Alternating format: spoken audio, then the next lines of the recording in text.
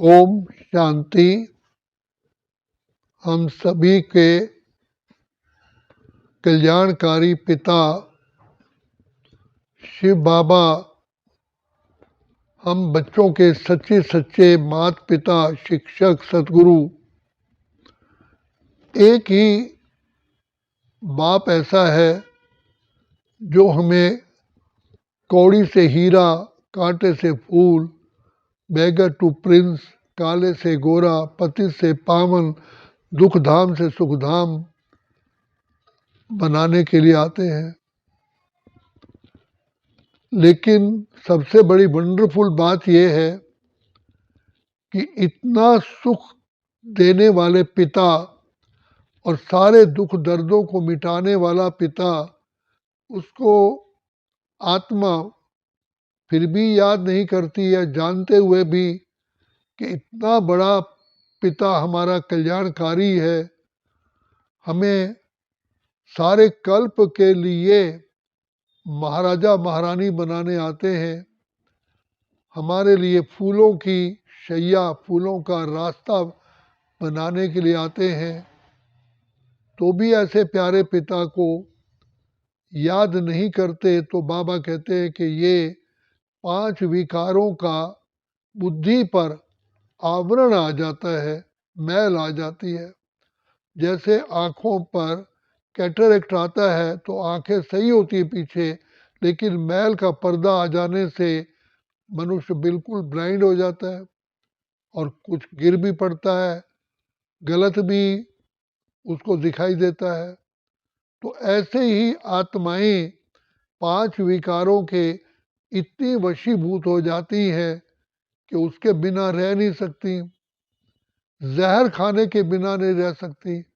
पढ़ते हुए, जानते हुए, समझते हुए, रोज आरती में भी कहते हैं विषय विकार मिटाओ, पाप हरो देवा, फिर भी विकारों के वशीभूत होते जाते हैं।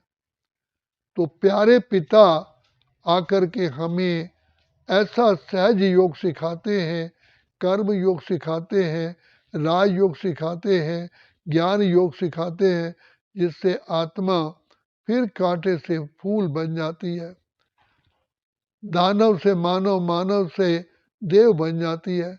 लेकिन इसमें हर आत्मा के अपने अपने संस्कार हैं।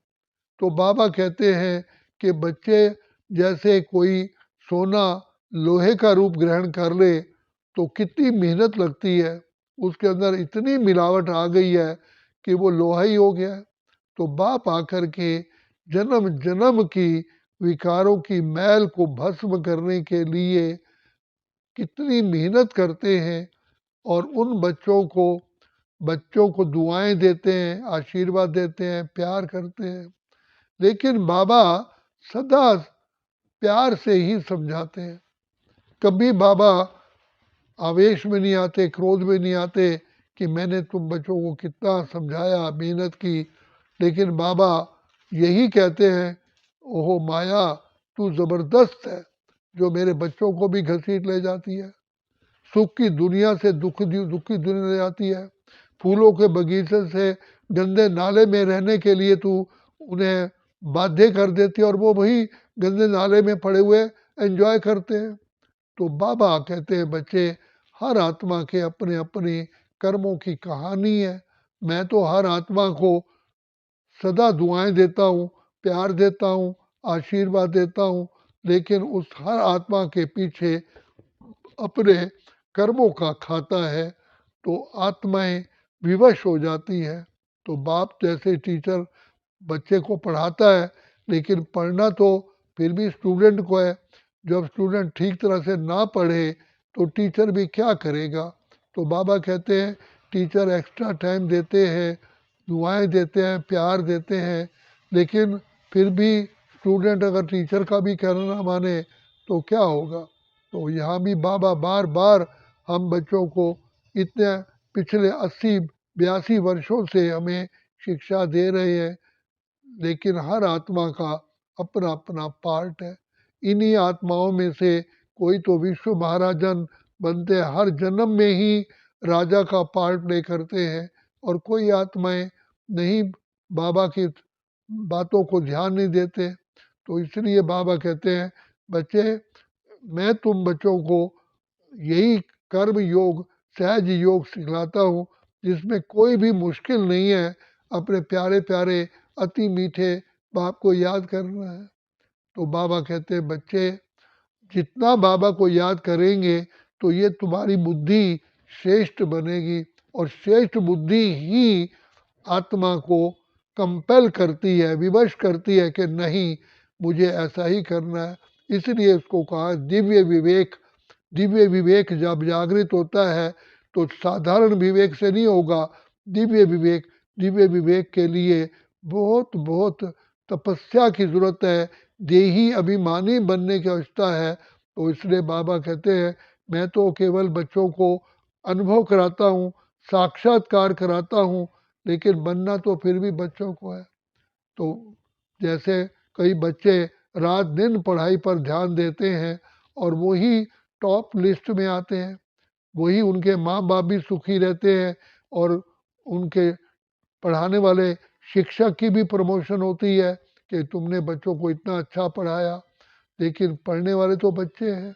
तो बाप कहते हैं मैं तो निष्पक्ष भाव से हर आत्मा को दुआएं देता हूँ, प्यार देता हूँ, आशीर्वाद देता हूँ, पुचकारता हूँ, वरदानों से झोली भरता हूँ, लेकिन बनना फिर भी बच्चा।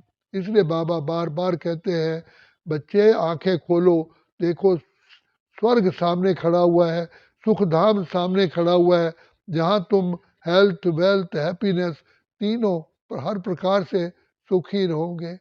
तो बाबा आकर के हमको सुखधाम का मार्ग ही केवल नहीं बताते, लेकिन हम बच्चों को बल भी भरते हैं, स्वयं प्रकट होकर के आत्माओं के ऊपर फूलों की वर्षा करते, अर्थात उनको श्रेष्ठ वाइब्रेशन देते हैं।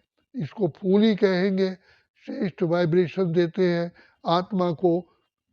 जैसे प्योर ऑक्सीजन डॉक्टर लोग देते हैं तो पेशेंट को फिर से सांस ठीक तरह से आता है। तो बाबा भी आकर के हमको रूहानियत का, अपने आत्मिक बल का हमें सहारा देते हैं, जिससे बाबा की कहेंगे साकाश देते हैं, दुआएं देते हैं। सूर्य जिस प्रकार इतनी दूर होते हुए भी रोशनी देता है, गर्मी देता है और कितने कार्य करता है, ऐसे ही ज्ञान सूर्य परमपिता परमात्मा हम बच्चों पर भी उतनी ही कृपा, उतनी आशीर्वाद कर देते हैं, जिससे हम पांचों विकारों पर भी विजय प्राप्त करते हैं। प्रकृति हमारी दासी होती है। ऑटोमेटिकली ये रूहानियत का एक फिनोमिना है, एक कला है। जैसे एक और एक दो होते हैं, ऐसे ही आत्मिक स्थिति में आने से पवित्रता, सुख, शांति अपने आप प्रकट हो जाती है।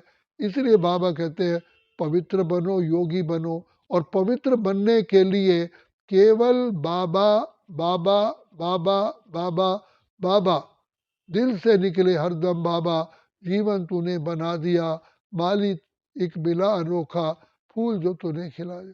इसलिए बाबा से मीठी मीठी बातें करो, बाबा के ने जो ज्ञान सुनाया उसका मनन चिंतन करो, और उसी में ही समाये रहो कि बाबा आपने तो हमको इतना श्रेष्ठ टॉनिक दे दिया, उस टॉनिक को, आत्मिक टॉनिक को खाने से, उसको लेने से आत्मा फिर से बलशाली बन जाती है। ऐसे लगता है जैसे भगवान खुद ही पुरुषार्थ हमारे द्वारा कर रहे हैं। हमें खुद जैसे बच्चे को कंधे पर बिठा करके नहर पार करते, नदी पार करते हैं, तो परम पिता परमात्मा भी अपने ज्ञान और योग के, अपने पवित्रता के बल से हमको ये विशेष सागर पार कराते हैं। तो बाबा कहते हैं बच्चे सिर्फ बाबा की याद में रहो, प्यार में समाये रहो, बाकी बाबा बैठा हुआ है।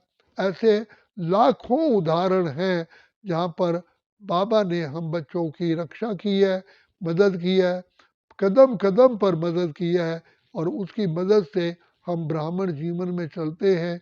उसके पीछे सिर्फ ये है, शिव से योग लगा सारे रोग मिटा, ये बात जितनी समझ में आ जाती है उसका बेड़ा पार हो जाता है। तो इसलिए बाबा कहते हैं बच्चे यहाँ मांगने से नहीं काम होता, यहाँ तो सिर्फ पिता परमात्मा के साथ सत्यता ऑनेस्टी चाहिए। ऑनेस्टी से जो भी पुरुषार्थ करते हैं, चाहे कमज़ोर है कुछ भी है, फिर भी बाप जानी जानहार है, वो जानता है इन बच्चों में सत्यता है, इन बच्चों में ऑनेस्टी है, इन बच्चों में वफादारी है, तो बाप एक्स्ट्रा मार्क्स दे करके भी बच्चों को मंजिल पर पहुंचा देते हैं। तो इसीलिए बाबा कहते हैं इन ऑनेस्टी और सत्यता को धारण करने के लिए बच्चे तुम सबसे पहला पाठ है सत्यता का, मैं आत्मा हूँ, अजर अमर अविनाशी हूँ। आत्मिक स्थिति में टिकने से ही सत्यता भी आती है, फेथफुलनेस भी आती है, ऑनेस्टी भी आती है, सारे दिव्य गुण प्रकट हो जाते हैं।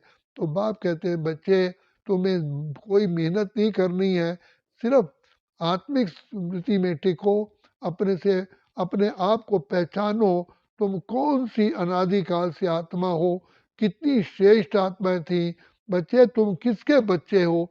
भगवान बार बार कहते हैं बच्चे शेर का बच्चा शेर होता है, तुम भी भगवान के बच्चे, मास्टर भगवान थे। इसलिए मास्टर बाबा कहते हैं मास्टर सर्वशक्तिवान, बाप सर्वशक्तिमान है, हम भी उसके बच्चे, मास्टर सर्वशक्तिवान है। आत्मा को बार बार ये डोज खिलाना है कि मैं कौन हूँ, मैं इतनी श्रेष्ठ आत्मा, शुद्ध आत्मा, पवित्र आत्मा, महान आत्मा, देव आत्मा, प्योर आत्मा हूँ।